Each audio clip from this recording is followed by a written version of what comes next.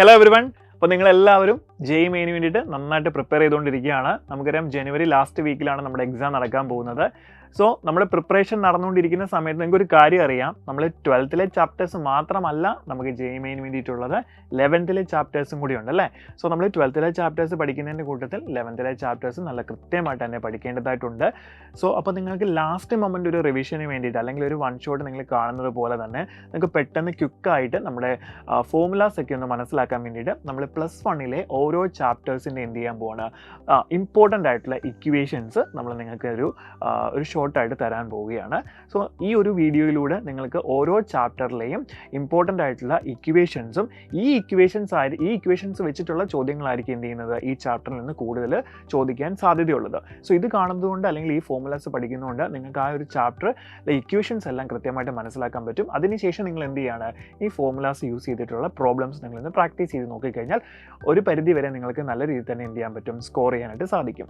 So നമ്മൾ ഇന്ന് discuss ചെയ്യാൻ പോകുന്നത് +1 സ്ട്രെയിറ്റ് ലൈൻസ് എന്ന് പറഞ്ഞ ചാപ്റ്റർ ആണ്. നമുക്കറിയാം സ്ട്രെയിറ്റ് ലൈനും 3 ഡയമെൻഷണൽ ജോമെട്രിയും തമ്മിൽ ഒരു ബന്ധമുണ്ട്. 3D നിങ്ങൾ 12th പഠിക്കുന്നുണ്ട്. അപ്പോൾ നമ്മൾ എന്ത് ചെയ്യാം, സ്ട്രെയിറ്റ് ലൈനിലെ ഇമ്പോർട്ടൻറ്റ് ഫോർമുലയിലേക്ക് കിടക്കാം. സോ ഫസ്റ്റ് നമ്മൾ നോക്കുന്ന ഫോർമുല എന്ന് പറഞ്ഞാൽ നമുക്കറിയാം ഡിസ്റ്റൻസ് ഫോർമുലയാണ് അല്ലേ. ഡിസ്റ്റൻസ് ഫോർമുല എന്ന് പറഞ്ഞാൽ എന്താണ്, ഒരു സ്ട്രെയിറ്റ് ലൈന് 2 പോയിന്റ്സ് അല്ലേ, അല്ലെങ്കിൽ ലൈൻ ജോയിനിങ് 2 പോയിന്റ്സ് നമുക്ക് വിളിക്കാം. അങ്ങനെയാണെങ്കിൽ ഒരു ലൈനിൻ്റെ 2 എൻഡ് പോയിന്റ്സ് നിങ്ങൾക്ക് തന്നിട്ടുണ്ടെങ്കിൽ ആ ലൈനിൻ്റെ ഡിസ്റ്റൻസ് എത്രയായിരിക്കും നമുക്ക് കണ്ടുപിടിക്കാനുള്ള ഫോർമുലയാണ് നമുക്ക് ആദ്യം നോക്കേണ്ടത്.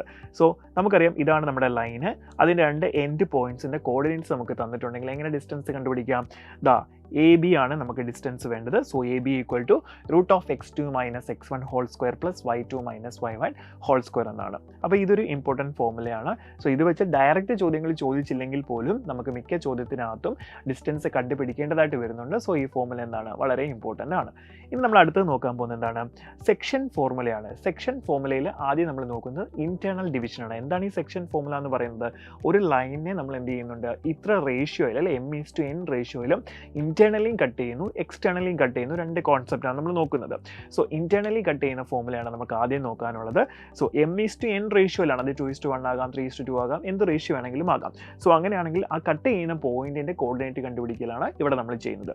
അതായത് ഇതാണ് AC എന്ന് പറഞ്ഞ ലൈന്, ദെൻ R എന്ന് പറഞ്ഞൊരു പോയിന്റ് ആണ് എന്ത് ചെയ്തിരിക്കുന്നത്, നമുക്കിവിടെ കട്ട് ചെയ്തിരിക്കുന്നത്. ഈ R-ന്റെ കോർഡിനേറ്റ്സ് ആണ് നമ്മൾ കണ്ടുപിടിക്കാനായിട്ട് പോകുന്നത്. സോ അപ്പോൾ നമ്മൾ ഏത് ഫോർമുല യൂസ് ചെയ്യും, m1 × x2 + m2 × x1. ഇവിടെ m1 m2 റേഷ്യോയിലാണ് കട്ട് ചെയ്യുന്നതെന്നാണ് പറഞ്ഞിരിക്കുന്നത് കേട്ടോ. സാധാരണ നിങ്ങൾക്ക് m:n റേഷ്യോയിൽ കട്ട് ചെയ്യുന്നു എന്നാണ് പറയാറുള്ളത്. സോ അങ്ങനെയാണെങ്കിൽ ഇത് m1 x2 + m2 x1 / m1 + m2 then m1 y2 + m2 y1 / m1 + m2 എന്നായിരിക്കും കേട്ടോ.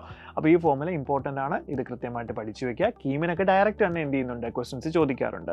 സോ അപ്പോൾ ഇത് ഇന്റേണൽ ഡിവിഷനാണ്. ഇനി എക്സ്റ്റേണൽ ഡിവിഷനിലേക്ക് അടുത്ത മതിയാണ്. എക്സ്റ്റേണൽ ഡിവിഷൻ എന്ന് പറഞ്ഞാൽ എന്താണ് പ്രത്യേകത, ഒരു കുഴപ്പമില്ല, നമുക്ക് ഈ അവിടെ ഉണ്ടായിരുന്ന നമ്മുടെ പ്ലസ് സൈൻ മാറ്റി ഇവിടെ നെഗറ്റീവ് സൈൻ ഇടുക എന്നുള്ളൊരു കാര്യം മാത്രം നിങ്ങൾ എന്ത് ചെയ്താൽ മതി, ശ്രദ്ധിച്ചാൽ മതി. ക്ലിയർ ആണല്ലോ. സോ ഇനി നമുക്ക് ഇമ്പോർട്ടൻ്റ് ആയിട്ടുള്ള ഫോർമുലയാണ് മിഡ് പോയിന്റ് ഫോർമുല.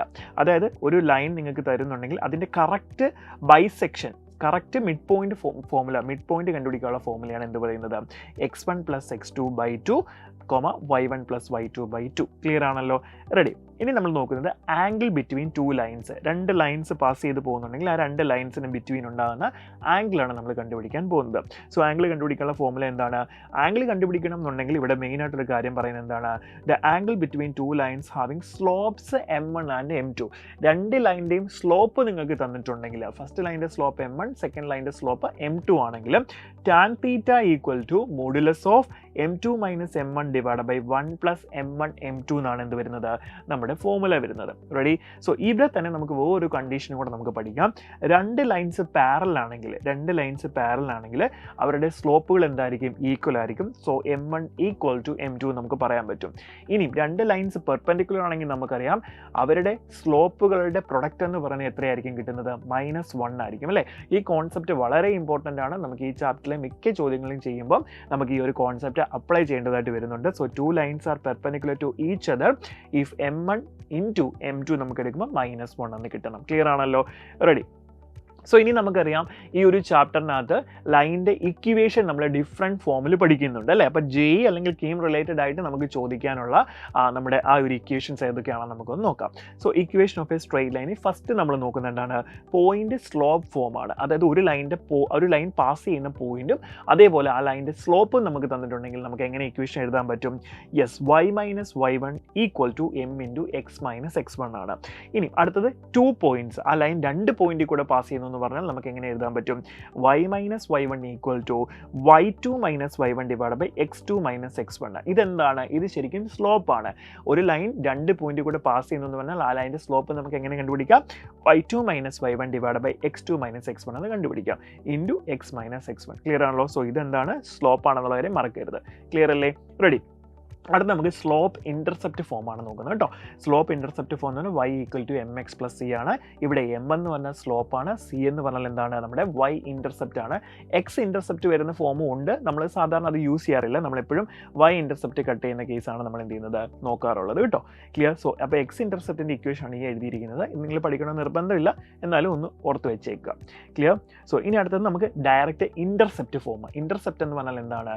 നമുക്കൊരു കോർഡിനേറ്റ് ആക്സിസ് നമ്മൾ വരച്ചാൽ ഒരു ലൈൻ എന്ത് ചെയ്യുന്നുണ്ട്, എക്സ് ആക്സിസിൽ കട്ട് ചെയ്യുന്ന ഇൻ്റർസെപ്റ്റിനെ നമ്മൾ എ എന്നും വൈ ആക്സിസിൽ കട്ട് ചെയ്യുന്ന ഇൻ്റർസെപ്റ്റിനെ നമ്മൾ ബി എന്നും എടുക്കുകയാണെന്ന് വെച്ചോ. സോ അങ്ങനെയാണെങ്കിൽ ഇൻ്റർസെപ്റ്റ് ഫോം നമുക്ക് എങ്ങനെ എഴുതാൻ പറ്റും? X by a plus y by b equal to 1 നമുക്ക് കൃത്യമായിട്ട് എഴുതാനായിട്ട് സാധിക്കും. സോ ഇതും വളരെ ഇമ്പോർട്ടൻ്റ് ആണ്, ക്വസ്റ്റ്യൻസ് ചോദിക്കുന്നതാണ്. ദെൻ നമ്മൾ അടുത്തത് നോർമൽ ഫോമാണ്. നോർമൽ ഫോമിൽ നമുക്ക് എങ്ങനെ എഴുതാം? X cos alpha plus y sine alpha equal to P ആണ്. Okay, ready.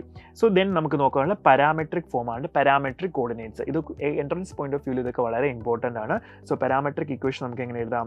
X minus x1 divide by cos theta equal to y minus y1 divide by sine theta equal to r എന്നാണ്. Then parametric coordinates നമുക്ക് എങ്ങനെ കണ്ടുപിടിക്കാം? ഈ equation use ചെയ്ത് കണ്ടുപിടിക്കാനായിട്ട് സാധിക്കും. Clear ആണല്ലോ? ദെൻ അടുത്ത് നമ്മൾ നോക്കുന്നത് general equation of a straight line ആണ്.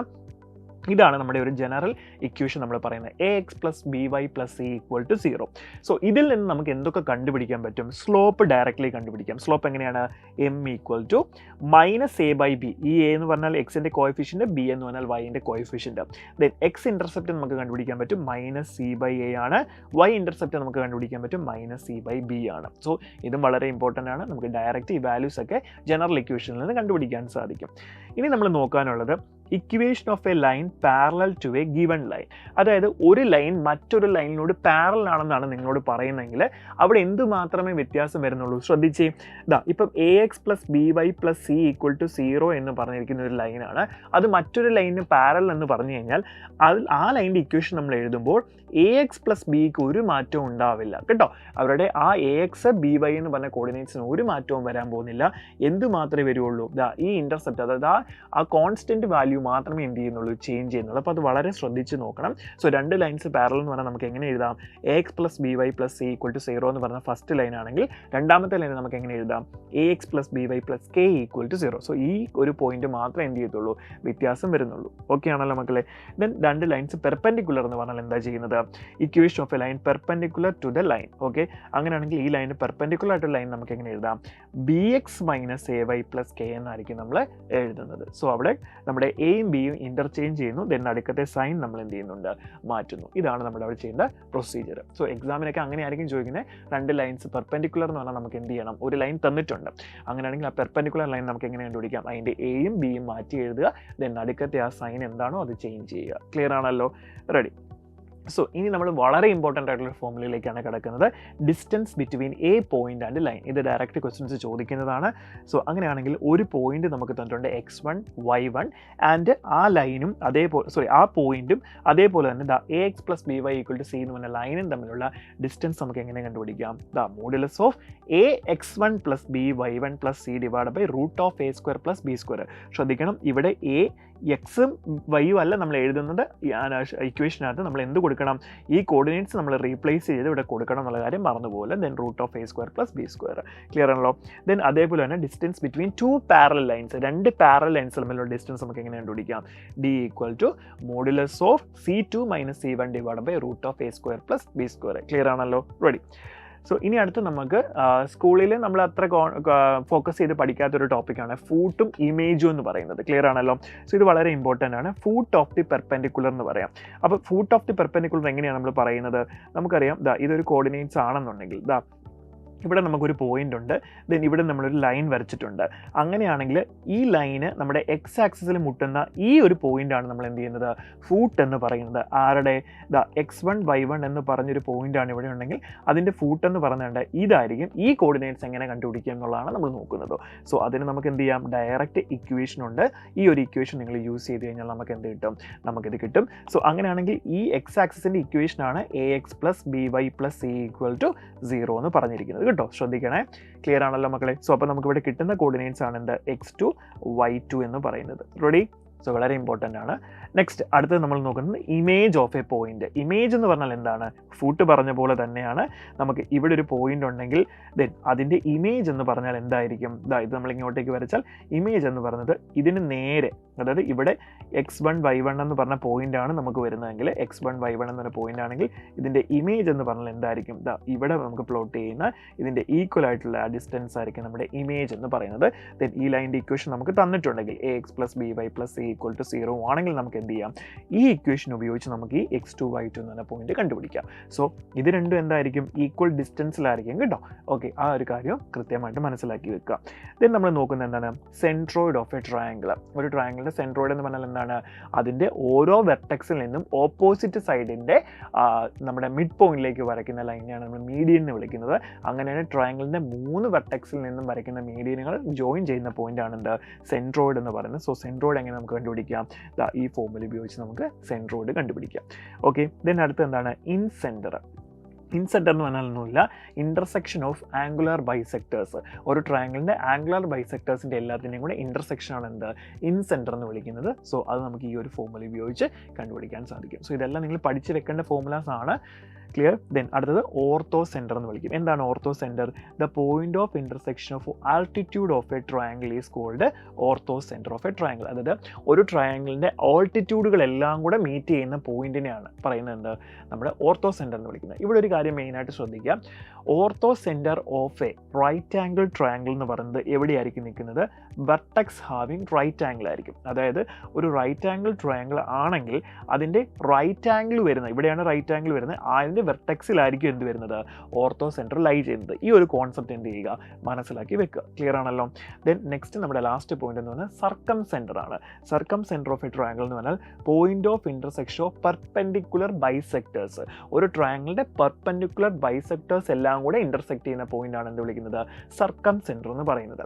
സോ ഒരു റൈറ്റ് ആംഗിൾ ട്രയാങ്കിളിൻ്റെ ആണെങ്കിൽ സർക്കം സെൻറ്റർ എന്ന് പറഞ്ഞാൽ എവിടെയായിരിക്കും വരുന്നത്? ഹൈപ്പോട്ന്യൂസിൻ്റെ മിഡ് പോയിന്റിലായിരിക്കും എന്ത് വരുന്നത്? ഒരു റൈറ്റ് ആംഗിൾ ട്രയാങ്കിളിൻ്റെ സർക്കം സെൻറ്റർ വരുന്നത്. സോ അതും ഒരു മെയിൻ ആയിട്ടുള്ള പോയിന്റ് ആണ്. സോ ഇത്രയും കാര്യങ്ങളാണ് നമുക്ക് സ്ട്രെയിറ്റ് ലൈൻ എന്ന് പറഞ്ഞ ചാപ്റ്ററിനകത്ത് ഒന്ന് ക്വിക്കായിട്ട് നോക്കുവാണെങ്കിൽ ഇമ്പോർട്ടൻ്റ് ആയിട്ട് നോക്കേണ്ട നമ്മുടെ ഫോർമുലാസ് എന്ന് പറയുന്നത്. സോ ഇനി നിങ്ങൾ ഈ ഫോർമുലാസ് പഠിച്ചതിന് ശേഷം എന്ത് ചെയ്യുക? ചാപ്റ്ററിനകത്തെ ക്വസ്റ്റ്യൻസ് പ്രാക്ടീസ് ചെയ്യുക കേട്ടോ. തിയറി വൈസ് ഈ ചാപ്റ്റർ ഇത്ര തന്നെ ഉള്ളൂ. സോ നമ്മൾ വളരെയധികം എക്സ്പ്ലെയിൻ ചെയ്ത് പറയുമ്പോൾ ഇതെല്ലാം നമ്മൾ തിയറീസ് എല്ലാം എക്സ്പ്ലെയിൻ ചെയ്ത് പറയും. പക്ഷേ ഈ ഫോർമുലാസ് ആണ് ശരിക്കും എന്ത് പറയുന്നത്? ഈ ഒരു ചാപ്റ്റർ എന്ന് പറയുന്നത്. അപ്പോൾ ഇനിയും ചെയ്യേണ്ടത് ഫോർമുല പഠിക്കുക, അതനുസരിച്ചുള്ള പ്രോബ്ലംസ് പ്രാക്ടീസ് ചെയ്യുക. സോ അങ്ങനെ ഓരോ ചാപ്റ്ററും നമുക്ക് എന്ത് ചെയ്യാൻ പറ്റും? ഒന്ന് പെട്ടെന്ന് റിവൈസ് ചെയ്തെടുക്കാനും സാധിക്കും, എക്സാമിന് നല്ല മാർക്കും നേടാൻ സാധിക്കും. ഓക്കെ, അപ്പോൾ നമുക്ക് പുതിയ ചാപ്റ്ററുമായിട്ട് നമുക്ക് വീണ്ടും കാണാം. അതുവരെയും ബൈ.